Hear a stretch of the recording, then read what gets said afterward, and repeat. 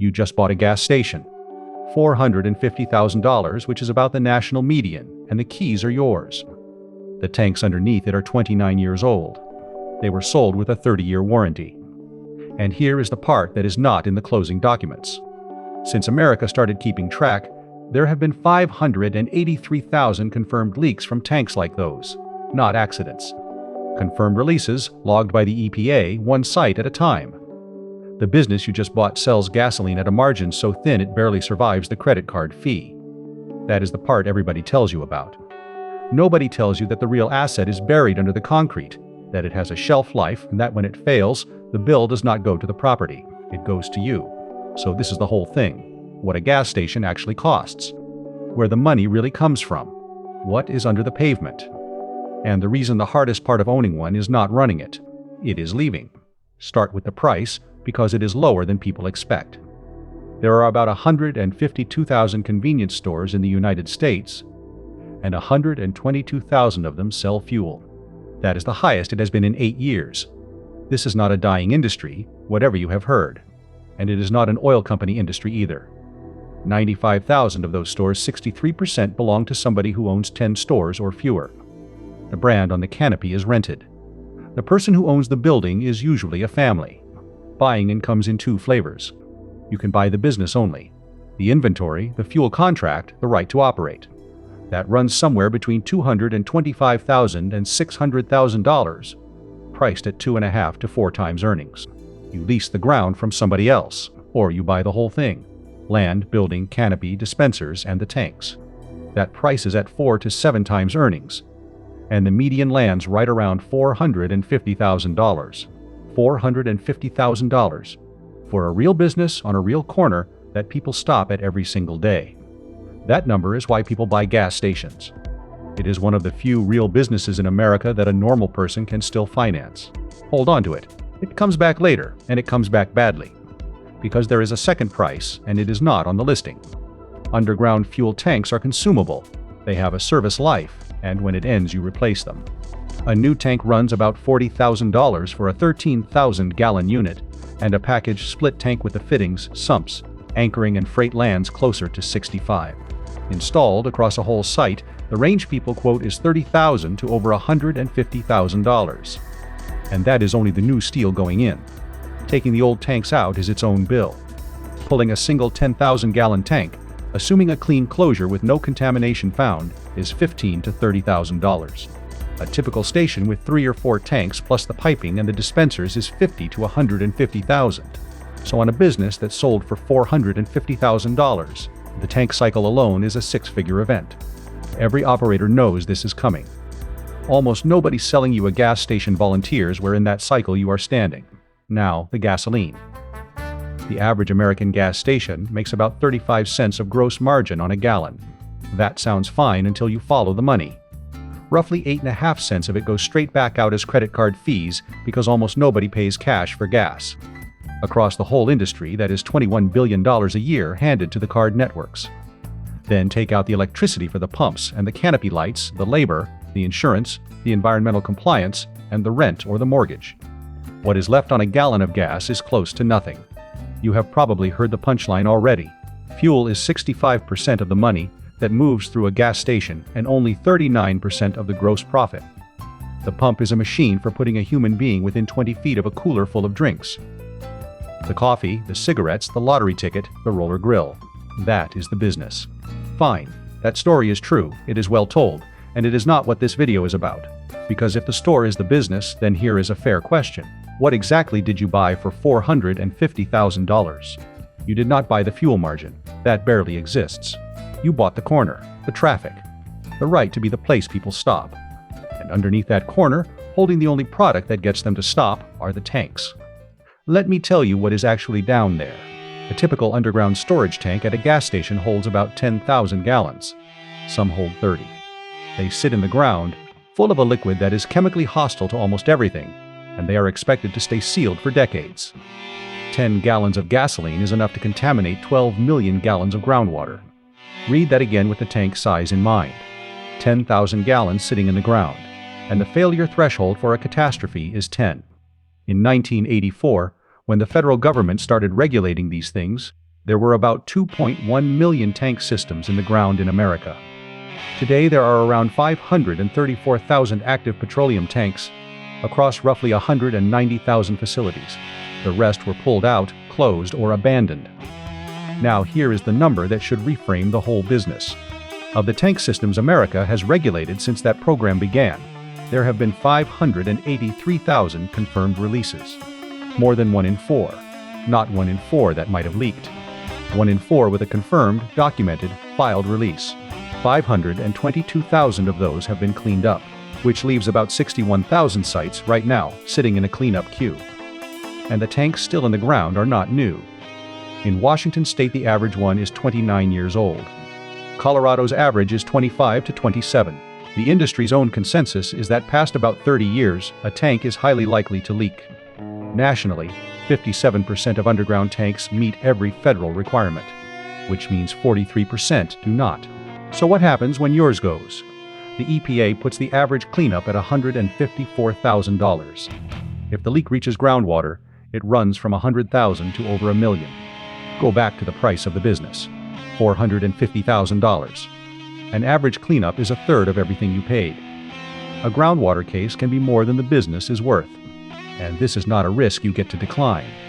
Federal law requires every owner of a petroleum tank to prove, in advance, that they can cover $1 million per occurrence. You demonstrate it with insurance, a bond, a letter of credit, or a state fund. 36 states run their own fund to backstop it. But the requirement is not on the property. It is on the owner and the operator, you by name. And now the part that turns a risk into a trap. The liability here is strict, and it reaches backwards. Under the law, current and past owners and operators of a tank system can be held responsible for the cleanup. Strict means fault is not the question. You do not have to have been careless. You do not have to have been warned. You do not have to have been there. You can be responsible for a leak you did not cause, from a tank you did not install. That started before you ever saw the property. That is what you are actually buying at closing, not just the store and the pumps in the corner. You are stepping into a chain of responsibility that began the day the first tank went into that hole. And the previous owner does not step out of it just because you stepped in. And if you thought leasing was the way around it, read the definitions again. The rule names owners and operators. The person running the fuel system is an operator. Whether a particular lessee is on the hook comes down to the specific arrangement at the specific site, which is a polite way of saying it will be argued about after there is already a problem. Here is how it usually surfaces. Not with a dramatic spill. With a number that does not reconcile the volume you pumped versus the volume that left the tank, off by a little month after month. Or a monitoring well that comes back wrong. And from that quiet moment the machinery starts notification, assessment, delineation, and a file with your name on it in a state database that every future buyer will search. There are 2 ways this actually ruins people, and both of them are documented. The first is that the liability outlives the company. Keelbros Oil Co. was a gas station chain in Indiana. In 2004 it went bankrupt. Ordinary story, a company runs out of money and it ends. Except the contamination did not go bankrupt. The tanks were still in the ground, still leaking, and still somebody's problem. Indiana taxpayers ended up spending more than $21 million decontaminating sites that company used to own. That is the shape of this business that nobody draws for you at closing. A corporation is a container for risk, and it is supposed to be able to fail. Environmental liability leaks straight through the container. The company can die. The obligation just keeps looking for someone still standing, a successor, a lender, a former owner, or the public. The second way is worse because it was deliberate. In 1993, residents of West Point, Indiana sued Shell over contamination from a station carrying its brand. In the course of that case, according to court documents, Shell acknowledged that starting in the mid-1970s it had begun replacing its steel tanks with fiberglass ones at the stations it owned, not at the independently owned stations that sold Shell gasoline and flew the Shell sign. The plaintiffs argued the company treated independent dealers as being on their own for leaks, and would not even let them attend the internal training program on handling the equipment. A trial court found that the oil companies had used their purported independence as a shield against liability. Think about what that means for the person buying a gas station. The brand on your canopy is the reason customers pull in. It is also, historically, a structure that was engineered so that the tank in your ground is your problem and the logo above it is theirs. You get the traffic. You get the tank. And when you decide you are done, this is the part I want you to sit with. You cannot simply hand it to the next person, because of how a sale actually works. Any serious buyer orders an environmental site assessment. The first pass is a records and history review: what was here, what was reported, what is on file with the state. If that turns up anything, and on a fuel site it very often does, it escalates to the second pass, which is not paperwork. That is drilling. Soil borings, groundwater samples, laboratory results with your address on them. And the lender is standing behind the buyer with the same requirement. Because a bank does not want to foreclose its way into owning a contaminated site either. So one report can end the transaction, not renegotiate it. End it. A contaminated gas station is not a discounted asset. It is frequently an unsellable one. You keep paying the property tax, you keep paying for the monitoring. And the only thing you can do with the land is keep pumping gas on it. That is the trap, not the margin. The exit. You can walk away from a bad restaurant. You can close a failing gym and hand back the keys. You cannot hand back the ground. So let us do the honest arithmetic on the good version. A single station, bought with the real estate at around $450,000, on a 5 times multiple, is earning its owner somewhere near $90,000 a year before debt service. That is a real income. It is a job you own on a corner with a 5-year payback if nothing goes wrong.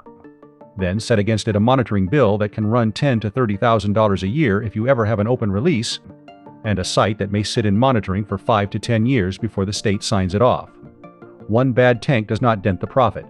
It eats several years of it, and it takes the resale value with it. Now run the other version, the one people choose specifically to be safe. You skip the real estate. You buy the business only $250,000, say, at 3 times earnings. And you lease the ground from the landlord. Lower cost of entry, no mortgage, and best of all, you tell yourself, the tanks are not yours. They belong to whoever owns the dirt. Except the rule does not say owner. It says owners and operators. You are the one pumping the fuel, filing the compliance paperwork, and running the leak detection. In a great many arrangements, that makes you an operator. And an operator carries the same cleanup exposure as the person on the deed. So the cheaper entry did not remove the liability. It removed the asset. The fee simple owner at least holds the land. If the site stays clean, the real estate underneath a working corner is the thing that actually appreciates, and it is most of what a buyer is paying for. The leaseholder took on a version of the tank risk and owns none of the upside that is supposed to compensate for it. That is the trade nobody spells out. Buying in cheap does not buy you out of the ground. Which brings us to the one operator that solved this, and the answer is not the one you would guess. Buc-ee's is private and publishes nothing, but outside estimates put a single store somewhere in the tens of millions of dollars a year, out of one location. Everybody explains that number the same way. Look how much they sell inside. Look at the brisket. Look at the wall of jerky. That is true, and it is not the interesting part. The interesting part is that Buc-ee's does not buy gas stations. It builds them. New sites on land it acquires clean and owns outright. It never inherits somebody's 29-year-old steel tank. It never assumes a release it did not cause. It never has to certify a legacy site before it can sell. Every independent owner in this business is managing an inherited liability. Buc-ee's declined to inherit one. So, should you buy a gas station? If you buy one, buy the assessment before you buy the business. Pull the state's release records on the site. Find out how old the tanks are and what they are made of. Price the replacement because it is coming.